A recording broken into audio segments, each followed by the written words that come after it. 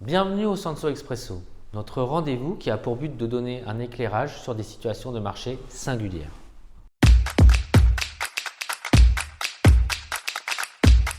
La croissance mondiale fait face actuellement à une situation beaucoup plus compliquée qu'il y a quelques trimestres. Cela s'explique par trois facteurs. Le premier, l'inflation qui reste extrêmement élevée. Le deuxième, les banques centrales qui commencent à monter leurs taux. Le troisième, la guerre en Ukraine. Ces trois facteurs sont d'ailleurs intimement liés.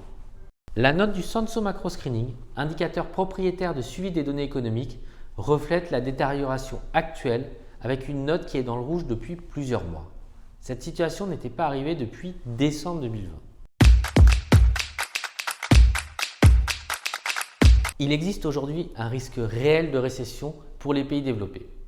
Cela s'explique par le fait que l'inflation élevée oblige les banques centrales à agir de manière vigoureuse afin que les anticipations restent à des niveaux acceptables.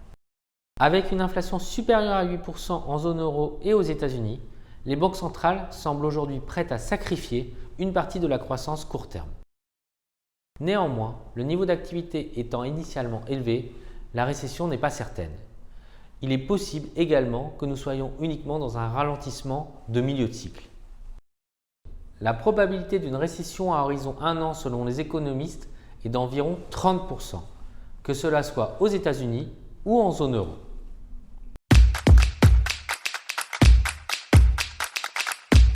Les marchés actions sont dans le rouge depuis le début de l'année. Les performances sont entre -15 et -20%. La volatilité implicite, le VIX, évolue ainsi entre 20 et 40 sur la période.